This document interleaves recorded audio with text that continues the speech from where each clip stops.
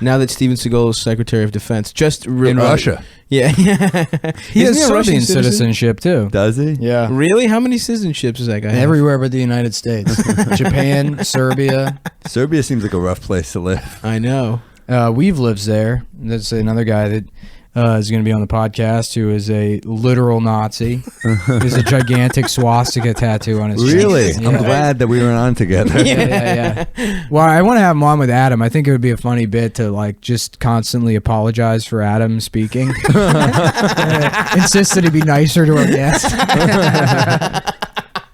We invited this Nazi. Yeah. Weave's a guy that was like he was like he's been a troll on the internet for like a decade or longer than that, like 15 years. But back when like the internet was like kind of new, he was like a guy that was actually getting some notoriety for being a troll. And he would like fucking lie to the New York Times and shit, and they would print this kind of stuff, and things that he said, they were just lies. And he was a guy that like had no problem like calling in bomb threats to the FBI or whatever. And when they show up at his house, he's like, I don't know what you're talking about. And then gives him like a fake name, and then they just arrest him for that. He just didn't care. He's like never cared. So like he is legitimately a Nazi now, but it's also like if you've been aware of him long enough, it's like I don't think he's legitimately anything, because he's constantly 2 years ago he was a Mormon. He was like 100% I'm a Mormon. I don't think that's a big right turn. Yeah, well, he's like I don't see how you can read the Bible and not think that Jesus and Socrates were the ultimate trolls and they invented troll. Like he has all these bizarre, Right. I mean, there's no line between. So you can't tell when the irony starts with him. So even for him to go to the extent of having a swastika tattoo on his chest, I think a part of him is like, yeah, it's funny. Yeah, it's the biggest troll. Yeah, he just doesn't.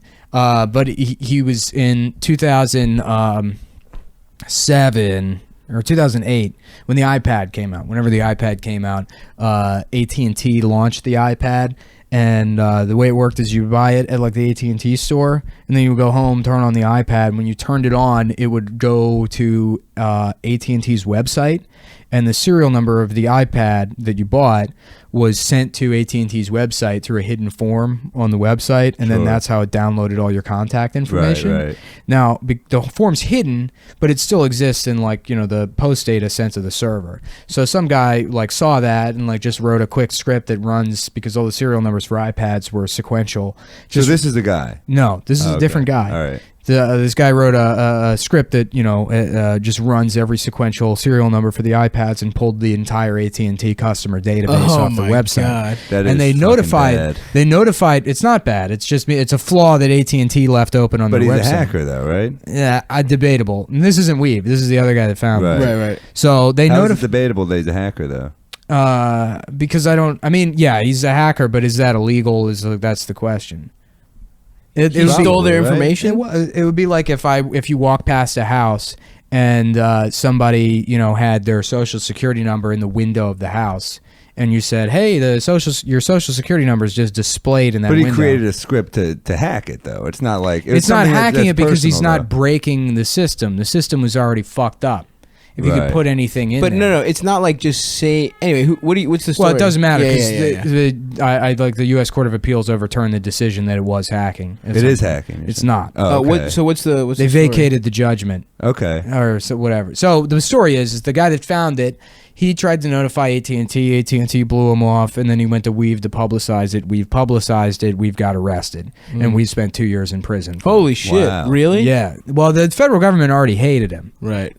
But so they just got an excuse to put him away. So he was waiting for trial. Al Capone on taxes. He was waiting for trial. You don't have a lot of options in prison. You kind of got to join that Aryan Brotherhood. Yeah. So he was waiting, awaiting trial, and he became this like Occupy, poster boy, because the Electronic Frontier Foundation was like, in his corner, and all these Occupy people were in his corner, and it was so funny to me, having like known all the fucked up shit Weave had done in the prior, to see like Occupy people being like, yeah, this guy's like, he's like a good guy, he's like a hacker or whatever. It's like, yeah, no, that's not the guy. Whose corner you want to be in.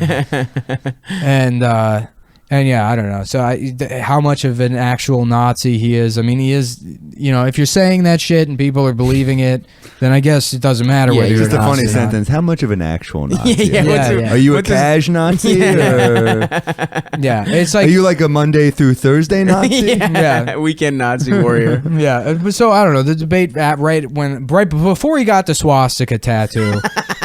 The debate was like, is he really a Nazi or is he just trolling? That's a big commitment. Yeah.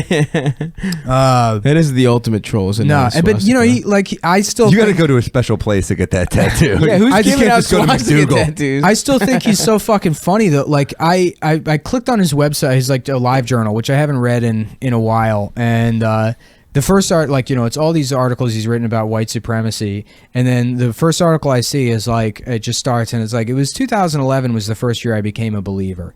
Justin Bieber has to be one of the greatest recording artists of our generation. It's like written a thing about why he legitimately loves Justin Bieber, and he lays out explains why he's great, and it's like.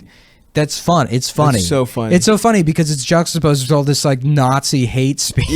That is legitimately hilarious. Yeah. Damn. He's also Weave is 5'2". He's harmless, as a physical thing. So it's you take it all. He probably has guns. He is a literal troll. Yeah, he is. He's quite literally a fucking troll. Yeah, Sam Hyde, same thing. Sam Hyde's an alt-right guy now or whatever. Yeah. He's gotten he's that's been pretty solidified throughout Trump's campaign for sure. But I also think Sam Hyde is one of the funniest people. Pretty funny. Yeah, but it's I don't know. Yeah, it's hard when you know that's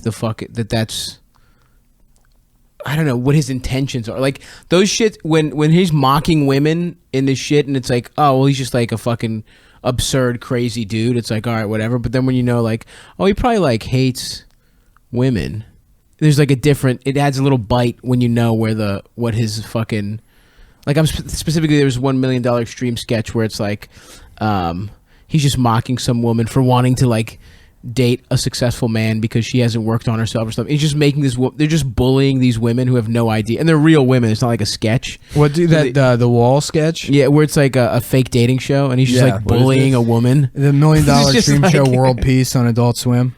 I don't know. Yeah, it's just these guys, $1 million Extreme. So they're from they were always these weird, funny. They're a internet 4chan dudes. sketch group.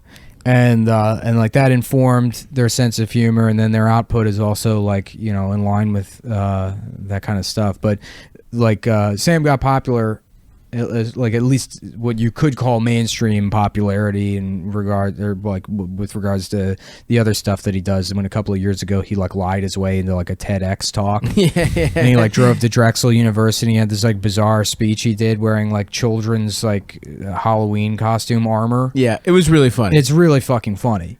He just faked a whole, and these people were asking him questions. He said nothing. Yeah, everything was just double speak and yeah, it was all we got to get to Africa to teach these kids JavaScript.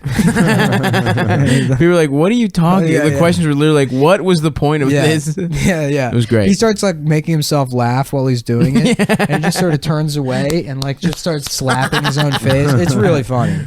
But he's also an alt-right guy, I guess. Yeah. Okay. Yeah. Anyway, we are in DC and home of the alt-right. Home of the alt-right now.